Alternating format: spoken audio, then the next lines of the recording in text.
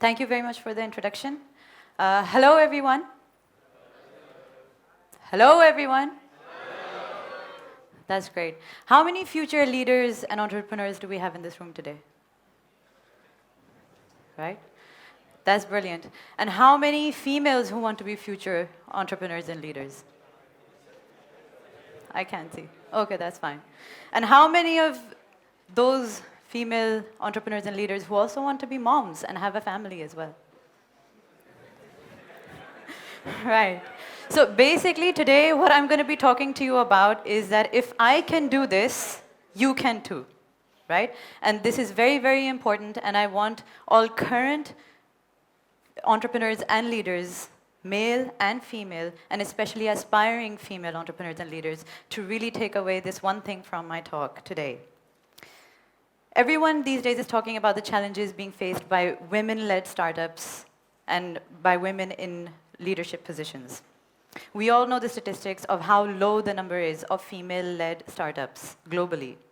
And the number of VC-funded female startups is even lower, right?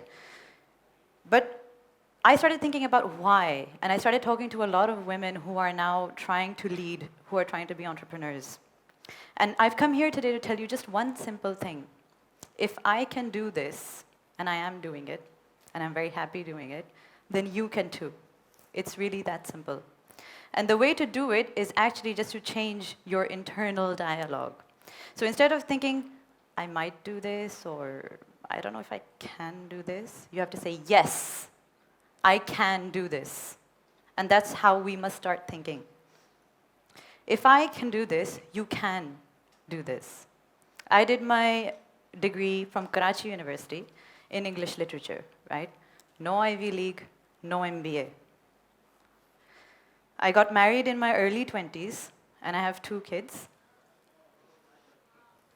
Should I keep? And I have 2 really beautiful, intelligent, smart kids. And I love having my family. But this is not the profile of an entrepreneur. I was working in education, but I didn't know how to run a business or start a business. I didn't know anything about edtech especially, and my startup is related to edtech, right? And living and working in London, to be honest, I tick most of the wrong boxes. So ethnicity, nationality, religion, gender, I tick the wrong option on all the boxes, right? But that didn't stop me because I had to keep telling myself, I can do this and make it happen. So if I can be happy and successful and do this, you really can, because you're not different from me. Yes, there will be challenges. There will be a lot of challenges, and it will be hard. So raising finance, lack of business skills, financial skills, technical skills, a lot of pressure from social expectations, poor networks, and a lack of confidence. These are generally the challenges that are listed for women entrepreneurs and leaders. But when I look at this list of challenges, I don't actually see all these external challenges. I see only one internal challenge. And for me, that just means changing the narrative inside. It's about me believing that I can do this. I can do this. I can be married and have a career.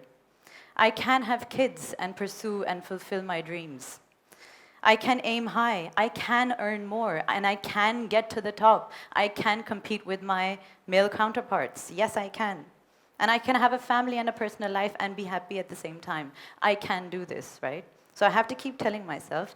And the trick is that you have to spot when you find yourself making those excuses in your mind. And you just flip the narrative, you change it. So for example, in the journey of the last 18 months, I've actually closed down my company twice. Okay? And the first time, I actually closed it down, and it was only 4 months into the journey. And the situation was that both my kids had chickenpox. It was Ramadan in London, which means I was fasting 19.5 hours every day for a month.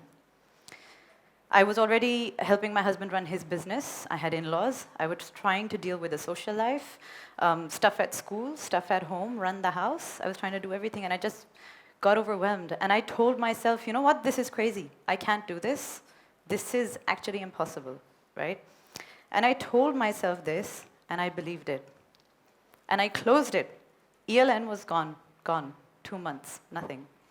But then something kept nagging at me because I kept thinking, why can't I do this? There are so many successful women out there, and they are doing this, right? So why can't I? And it kept bugging me, bugging me. And after 2 months, I started again. I sat down, I made plans. I planned my timings, childcare, budgets, my schedules, when am I going to work, how am I going to handle meetings. I worked out everything. And 2 months later, I was ready, I was organized, and I worked hard. I cannot tell you how hard I've worked. How long I haven't slept more than 3 or 4 hours per night. But the thing is, I can do this, I am doing this, and it means you can do this too. I think a lot of the times it's actually a lack of confidence. I speak to so many brilliant, amazing women with so many ideas, but it's a lack of confidence that they have. They don't believe that they can actually make it happen, and also they believe they don't have time. But I think if we change that one belief inside us that I can do this, you will find the time to do it. You will find ways to get things done. It's all about saying, if I can do this, then you can do it too. And then keep pushing yourself. So an example of this would be that, everyone's talking about how entrepreneurs need to be able to network, right? Make connections with the right people, pitch your company, and all of that. I hate networking.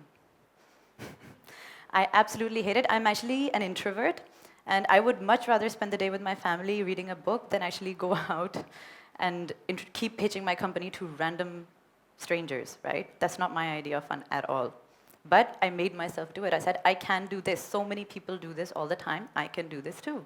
And I kept pushing myself. I'd go to these meetings and conferences and say, okay, I've brought this many business cards, and today they're going to get handed out. I used to give myself a target. I'm going to shake hands with this many people. I'm going to introduce my company to these many people. And I did it. And I pushed myself to do it until it became a habit, until it started to come naturally. To the extent that a few days ago, I took my kids to a school here for their admission, and I ended up speaking to the principal of my company. So it turned into a conversation and a pitch about my company, right? But so what? So I don't know when I'm going to meet the next person who's going to be my next investor or my big client, or introduce me to the next investor or big client, right? So that's why it became a habit. It comes naturally, and if I can do this, you definitely can.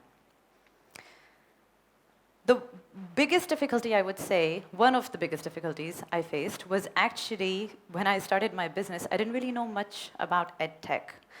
Well, actually, I didn't really know much about tech or marketing or finance or design or anything else really.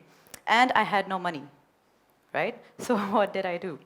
So initially, for the first few months, I learned, I practiced, I read. I used to stay up all night long doing courses online, asking people, colleagues, friends, previous employers, anybody who would listen, who would answer my phone call, I was asking them for help. And I was just learning and practicing for the first few months. That's all I was doing. And I did. I learned design. I learned marketing. I learned how to make financial cash flows. I learned about A/B testing. What is SEO? What is API? I had no idea, and now I'm doing all these things, right?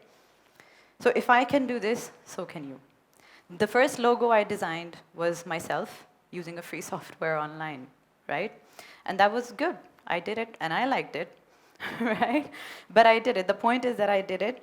And now I understand these things. I understand marketing and SEO strategies. I do A/B testing. I prepare financial cash flows, and I speak to investors. And I talk about projections and do all these things. But this didn't happen overnight. I spent the first few months working really hard and making up for what I didn't know, realizing what I didn't know. And I had to keep pushing myself. Every time it was 2 a.m. and I just wanted to go to bed, but I knew there was this one more thing I had to do. I used to tell myself, I can do this, and I will do this. So, related to design, in the beginning, all the brochures for my company, I designed them myself because I couldn't afford to hire a designer. And I showed a friend of mine, and he literally laughed and said, oh, did your 5-year-old just mess around with the computer and drop these things on the page? So we laughed about it, right? And I said, okay, fine. But I kept learning. I kept showing those designs to people, learning, what do I change? Where do I put this? How do I do this? You know, different elements in the design and all of that. And I did get good.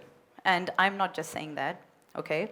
So a few days ago, I did hire a professional designer, and they were going through some of the older graphics I made. And they said, hey, that's really cool. Who made that for you? And I said, hey, that was me. I made it, right? So the thing is, you can learn. And if I can learn how to design, you can too. You really can, trust me, okay? So, I mean, the funny thing is that how people, the funniest thing actually is how people react when I walk into the room. So my staff gets a meeting, I go to meet a client, and I walk into the room, and literally people just do this. Like, it's a physical reaction. So you're the director? Yes, I'm the director. Right, but who's the CEO? That's me.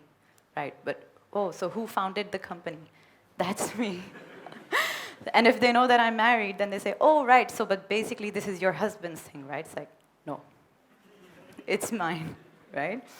So one guy actually was waiting in his office, and he walked in, and he just did this. He literally did this, and then he said, oh, sorry, I'm reacting.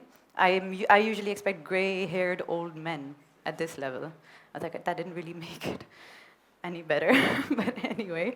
So I do find that I have to justify my credibility. I have to justify the worth of my company and what we've set out to do more than perhaps if my husband went to that meeting room instead of me. And I could have asked my husband to do it, but I said no, because I can do this, because it's my company, it's my vision, right? And if I can do this, if I can go out and convince all these people that I can do this and I am doing this and deliver something worthwhile, every time I do that, every time I convince one person, I make that little bit of a difference for all the other women entrepreneurs and leaders all over the world, right? So can you imagine if I'm doing this tiny, tiny little bits, if we could all stand up for our ambitions and our passions and just say, I can do this, and go out and do it, that would change the external dialogue. That would change the external narrative. But where is that change going to come from? That change is going to come from within, saying, I can do this, so you definitely can too. But I have to say that the most difficult for me, the most difficult thing for me was dealing with the social expectations, the pressure, which leads to a lack of confidence in myself. It is really, really difficult. I mean, there's no denying it. For me, it was the most difficult thing. I have an amazing husband and I have an amazing mom, and they support me unwaveringly, right? But people will get you down. They will make life so difficult. I had convinced myself that I am a bad mom. I convinced myself I am a bad wife or a bad daughter, right?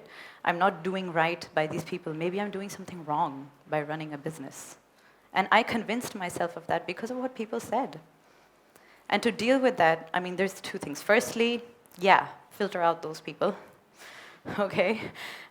You will find out who are your true friends and well-wishers when you start this journey. But the thing is that once you've done that, it really has to come from within. It doesn't matter who's supporting you or what they're saying.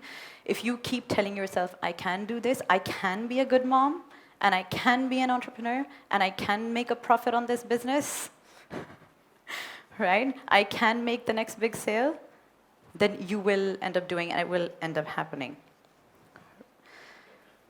So, I mean, I look at all these, I've heard that people say that there's a lack of women entrepreneurs or lack of role models for women. But seriously, when you start out the journey, let's not even think about the big names, right? In my journey in the last 3 months, 4 months in Pakistan, I have met the most amazing and inspiring women, and they're all around us. You don't have to go far, right? The inspiration is there, the role models are there, and there are people out there working. All you have to do is actually say, yes, I can, go out, and you will find them, okay? So we all have dreams, but sometimes we just need to believe that we can make those dreams happen. And after listening to my story, I mean, really, there will be ups and downs. It will be really, really difficult, and you will have to work really hard. Your final exams don't even come near it, okay? So if you think you know what hard is, it's not hard, okay? So it is gonna get really hard. But always, when it gets really tough, just think of me today on the stage. And just think, if I can do it, you can do it too. Thank you.